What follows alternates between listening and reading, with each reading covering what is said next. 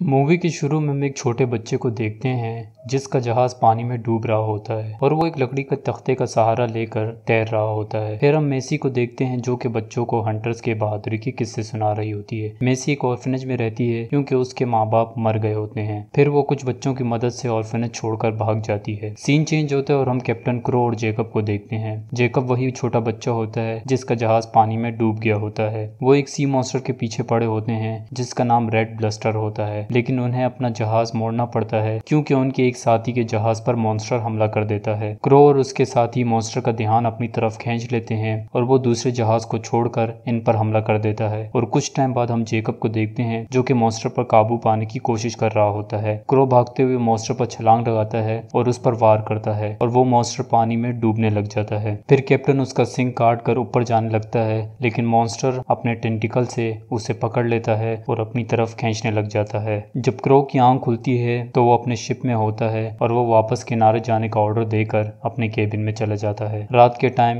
Crow Jacob को अपने cabin में बुलाता है और उससे कहता है कि रेड ब्लस्टर को मारने के बाद वो रिटायर हो रहा है और वो चाहता है कि इस जहाज का अगला कैप्टन जेकब बन जाए। अगले दिन वो लोग किनारे पहुंचते हैं और जश्न मनाने निकल जाते हैं। मेसी भी उनको देख रही होती है और उनके पीछे चलने लग जाती है। फिर वो सारे सेलिब्रेट कर रहे होते हैं और जेकब की मुलाकात मेसी से होती है और वो जेकब को बताती है कि उसके पेरेंट्स भी हंटर थे और अब वो भी हंटर बनेगी और जेकब के साथ जहाज में सफर करेगी और मॉन्स्टर्स मारेगी, लेकिन जेकब उसे घर भिजवा देता है। अगले दिन जेकब, क्रो और सेरा शाही महल पहुंचते हैं अपना इनाम लेने के लिए, लेकिन क्वीन थोड़ा नाराज होती है क्योंकि उसे रेड ब्लस्टर का सिंग चाहिए था। फिर वो हंटर्स की छुट्टी कर देती है क्योंकि उन्होंने एक नया और एडवांस जहाज बनाया होता है जो कि उनके मुताबिक सारे मॉन्स्टर्स को आसानी से मार देगा। क्रो को गुस्सा आ जाता है और वो इनसे लड़ने के लिए रेडी हो जाता है, लेकिन जेकब बीच में आ जाता है और क्वीन से रिक्वेस्ट करता है कि उन्हें एक मौका दिया जाए रेड ब्लस्टर को पकड़ने में, और अगर वो फेल हो जाएं तो बेशक उनकी छुट्टी कर देना। जेकब की रिक्वेस्ट कबूल की जाती है और उन्हें रेड ब्लस्टर को पकड़ने का एक मौका दे दिया जाता है। वो लोग रेड ब्लस्टर को ढूंढने निकल जाते हैं और कुछ टाइम बाद उन्हें मेसी मिलती है जो कि एक ड्रम में छुपी हुई होती है। मेसी से कुछ टाइम बात करने के बाद क्रो को मेसी बहुत पसंद आती है क्योंकि उसमें हंटर्स वाला जज्बा होता है और वो सारा से कहता है कि मेसी को भी हथियार दे दो। रात के टाइम उन पर रेड ब्लस्टर हमला कर देती है और थोड़ी देर बाद ये लोग अपने हुक्स रेड ब्लस्टर की पीठ में फंसा लेते हैं जिससे वो भी उनके साथ साथ चलने लग जाते हैं, लेकिन वो पानी में गोल गोल घूमना शुरू कर देती है और उनका जहाज पानी में डूबने लग जाता है। जेकब क्रो से रस्सी काटने की रिक्वेस्ट करता है तो क्रो मना कर देता है। मेसी रस्सी के पास ही होती है और क्रो के मना करने के बावजूद वो रस्सी काट देती है जिससे रेड ब्लस्टर आजाद हो जाती है, लेकिन वो दोनों भी पानी में गिर जाते हैं। क्रो को बहुत गुस्सा आता है और वो जेकब से कहता है कि मेसी को उसके पास लाए, लेकिन रेड ब्लस्टर उनको बोट समेत अपने मुंह में डाल देती है। वो दोनों खुद को रेड के पेट में पाते हैं और थोड़ी देर बाद वो उनको किनारे छोड़ देती है और वहां से चली जाती है। रात के टाइम कैप्टन को सारा बताती है कि उनका जहाज काफी ज्यादा डैमेज हो गया है तो उन्हें फौरन से बंदरगाह पहुंच जाना चाहिए, लेकिन क्रो उन्हें मुकेश आइलैंड जाने का ऑर्डर देता है। क्रो का इरादा ग्वेन बेटरबी से मिलकर उससे मदद मांगना होता है जो कि हंटर्स के कानून के खिलाफ होता है, मगर क्रो को किसी कानून की परवाह नहीं होती और वो सिर्फ रेड से बदला लेना चाहता है। अगले दिन मेसी को एक छोटा सा ब्लू कलर का जानवर दिखता है जो कि मेसी को देखकर भाग जाता है, लेकिन जल्द ही उसकी दोस्ती मेसी के साथ हो जाती है और मेसी उसे उठाकर वापस जाने लगती है, लेकिन खुद को बहुत सारे अंडों के दरमियान पाती है। जेकब वहां आता है और मेसी को वहीं रुकने का कहकर खुद आहिस्ता आहिस्ता उसकी तरफ बढ़ने लग जाता है। मेसी जेकब से ब्लू को अपने साथ ले जाने का कहती है, लेकिन जेकब उसे फेंक कर मेसी को उठा लेता है और वहां से जाने लगता है, लेकिन उसका पैर एक के बाद एक अंडे में लगता जाता है और वो बोट की तरफ भागते हैं क्योंकि उनके पीछे बहुत सारे येलो कलर के जानवर लग जाते हैं। थोड़ी देर बाद उनकी माँ भी उधर आ जाती है और जेकब और मेसी बोट लेकर भाग जाते हैं। थोड़ी देर बाद उन पर क्रैब मॉन्स्टर हमला कर देता है, लेकिन रेड उनको बचा लेती है। अब उनकी बोट में पानी बढ़ता जा रहा है और वो आगे नहीं जा सकते। मेसी रेड को बुलाती है और उससे मदद मांगती है। जेकब मेसी को पागल समझता है और उसे बोट से पानी निकालने के लिए कहता है, लेकिन तभी रेड उनको बोट समेत उठा लेती है और एक तरफ तैरने लग जाती है। दूसरी तरफ क्रो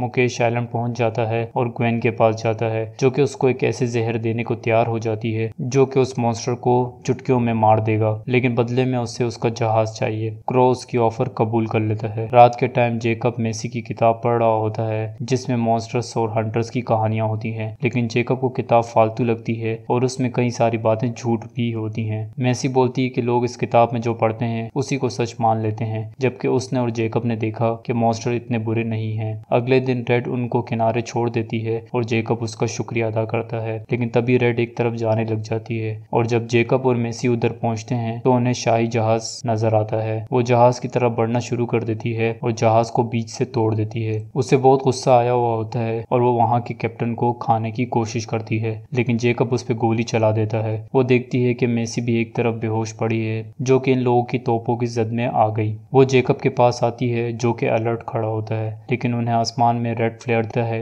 और क्रो का जहाज भी, और रेड जहाज की तरफ बढ़ना शुरू हो जाती है। जेकब मेसी के पास आता है, जो कि मदहोशी की हालत में होती है, और जेकब से कहती है कि रेड को बचा ले। रेड तेजी से क्रो के जहाज की तरफ बढ़ रही होती है और क्रो लेवर खींचता है और तीर निकलकर रेड को लगता है और वो बेहोश हो जाती है। फिर वो अपने साथियों को जहर वाला तीर निकालने के लिए कहता है ताकि वो रेड को राजा रानी के पास ले जाए सबूत के तौर पर और अच्छा सा इनाम ले ले। फिर कैप्टन को उसका साथी बताता है कि वहाँ पर जेकब है। थोड़ी देर बाद हम मेसी को देखते हैं, जो कि बेड पे लेटी हुई होती है और क्रो को सुन रही होती है, जो कि जेकब को बातें सुना रहा होता है, क्योंकि जेकब ने उसे अभी तक की स्टोरी सुना दी होती है और क्रो से रिक्वेस्ट करता है कि रेड को छोड़ दिया जाए। इसलिए कैप्टन उस पे गुस्सा होता है। मेसी छुरी उठाकर क्रो पर वार करने की कोशिश करती है, लेकिन जेकब उसे रोक लेता है। मेसी बोलती है कि रेड को छोड़ दिया जाए, लेकिन जेकब उसे वापस बिस्तर में लेटाकर कैप्टन के साथ चला जाता है। अगले दिन ब्लू क्रो के शिप आ जाता है, जहां उसकी मुलाकात मेसी से होती है और मेसी देखती है कि वो शाही गिराने आ गए हैं,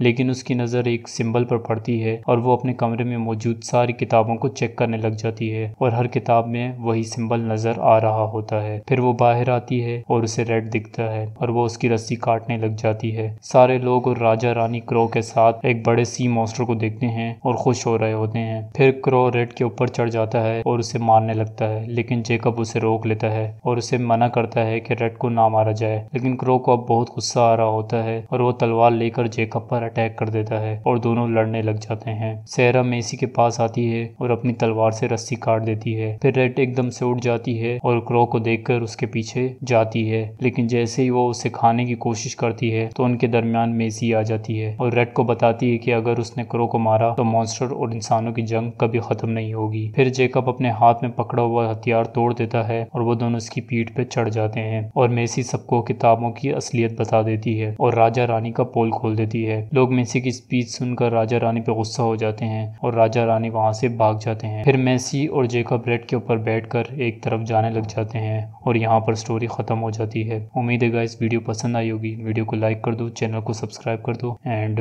thank you for watching. Good bye.